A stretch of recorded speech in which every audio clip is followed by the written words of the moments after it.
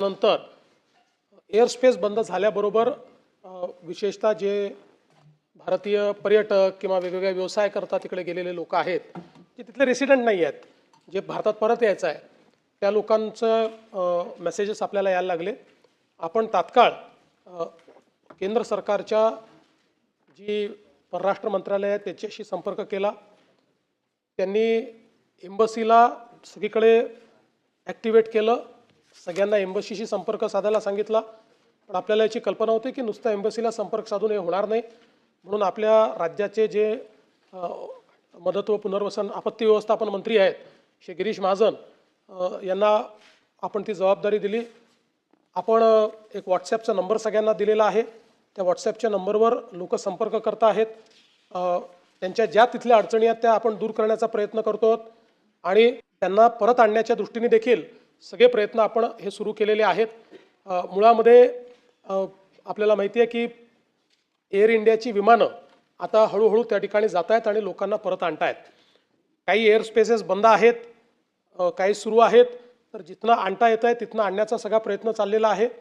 विशेषतः कुवेतमध्ये हा प्रश्न निर्माण झाला होता की आपले जे ट्रान्झिटचे पॅसेंजर्स आहेत कुवेतमध्ये, त्यांच्याजवळ विजा नसल्यामुळे त्यांना अडचणी होत्या. पण तिथेही आपल्या एम्बसीने प्रयत्न करून त्यांना आता एका ठिकाणी थांबवलेलं आहे किंवा एअरलाईननेच थांबवलं होतं, पण त्यांना अडचण येणार नाही अशा पद्धतीनं तो प्रयत्न देखील आपल्या वतीनं करण्यात आलेला आहे. विशेषतः जे काही वेगवेगळे आपले त्या ठिकाणचे मंडळ आहेत, मराठी मंडळं वगैरे, यांना देखील आपण ॲक्टिवेट केलेलं आहे. त्यांच्याही माध्यमातनं जे काही आपले तिथले लोक आहेत त्यांना आपण मदत करतोय, त्यांच्याशी संपर्कात आहोत.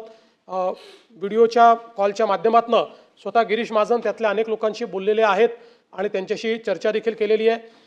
आपल्या इथे आपले जे चीफ ऑफ प्रोटोकॉल आहेत श्री गावंडे, त्यांना देखील आपण ही जबाबदारी दिली होती, कारण ते फॉरेन सर्व्हिसचे ऑफिसर आहेत. त्यांनी त्या ठिकाणी विशेषतः आपल्या एम्बसीची बैठक घेऊन आणि ज्या काही SOPs आहेत त्या SOPs तिथले जे आपले नागरिक आहेत त्यांना त्या दिलेल्या आहेत. त्या आपल्या माझ्या ट्विटरवरनं माझ्या एक्सवरनं मी त्या पोस्ट केलेल्या आहेत, त्या आपण पाहू शकता.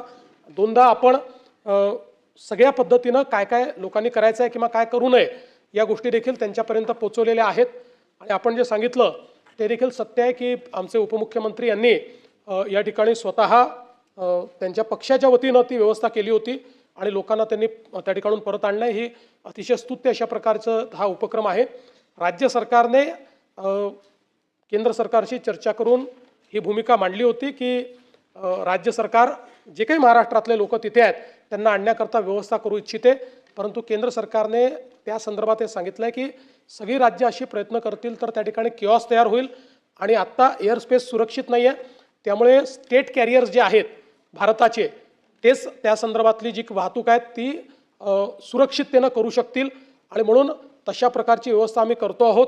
त्यांनी हे देखील सांगितलं की काही ज्या एअरलाईन्स आहेत त्या एअरलाईन्सची आता काही विमानं उपलब्ध होत आहेत, काही विमानं आपले एअर इंडियाची त्या ठिकाणी जात आहेत. त्यामुळे ती जी काही इव्हॅक्युएशनची प्रोसेस आहे ती केंद्र सरकारच्या अखत्यारीतच त्या ठिकाणी झाली पाहिजे. अन्यथा म्हणजे समजा असुरक्षित एअरस्पेसमध्ये एखादं विमान गेलं तर आपल्याला समजू शकतो आपण की त्या ठिकाणी काय होऊ शकतं. आणि म्हणून त्यांनी राज्य सरकारला हे ॲडवाईस केलं आहे की तुम्ही जे काय आहे ते हे केंद्र सरकारला करू द्या, हे राज्य सरकारने करू नये. म्हणून आपण त्याच्यामध्ये पुढे जात नाही. तर राज्य सरकारची त्या संदर्भातली सगळी तयारी आहे, पण केंद्र सरकारने आता त्याची सुरुवात केलेली आहे. आणि मला अपेक्षा आहे की पुढच्या 2-3 दिवसामध्ये हे सगळं इज आउट होईल आणि जी काही आपली मंडळी आहेत ती येऊ शकतील. तोपर्यंत त्यांच्या ज्या काही व्यवस्था लागतील आपल्याला, म्हणजे जसं मगाशी तांबेसाहेब म्हणाले तसं आम्हालाही लोकांचे मेसेजेस येतात, मंत्र्यांनाही येतात, आमदारांना येतात, ते माझ्याकडे फॉरवर्ड करतात. लगेच आपण MEAलाही कळवतो आणि आपल्या हेल्पलाईनच्या माध्यमातूनही त्यांना जी मदत पाहिजे ती मदत करण्याचा प्रयत्न करतो.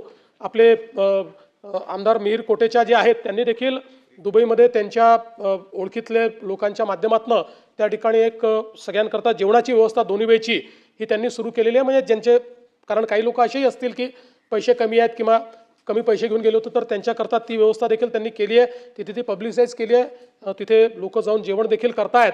त्यामुळे वेगवेगळ्या पद्धतीनं ही मदत करण्याचा आपला प्रयत्न आहे. मी एवढंच सांगतो की गेल्या जर आपण 5-10 वर्षातला अनुभव बघितला असेल तर परदेशातले भारतीय जे आहेत, स्टुडंट्स आहेत, पर्यटक आहेत, यांच्याबद्दल माननीय प्रधानमंत्री मोदीजींचं सरकार अत्यंत सेन्सिटिव्ह आहे आणि अतिशय विपरीत परिस्थितीतनं देखील लोकांना परत आणण्याचं काम त्यांनी केलं आहे.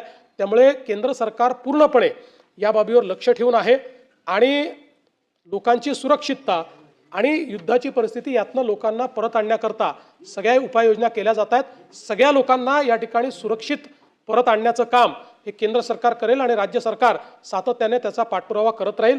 आपल्यापैकी कोणाकडे जर असे मेसेजेस आले तर ते आम्हाला फॉरवर्ड करा. आम्ही ते MEAला देतो आणि MEAकडनं डायरेक्ट त्यांच्याशी संपर्क साधला जातो आणि त्यांना आश्वस्त केलं जातं की बाबा त्यांच्या अडचणी असतील तर त्या अडचणी सोडवल्या जातात आणि त्यांना आश्वस्तही केलं जातं की कधी त्यांची इव्हॅक्युएशनची व्यवस्था होऊ शकते हे टेंटेटिव्हली त्यांना त्या ठिकाणी सांगितलं जातं. त्यामुळे या सगळ्या परिस्थितीमध्ये या सभागृहाच्या माध्यमातूनही परदेशात अडकलेले जे काही आपले लोक आहेत त्या सगळ्यांना पूर्ण सुरक्षिततेतून आपण परत आणू हा विश्वास मी देऊ इच्छितो.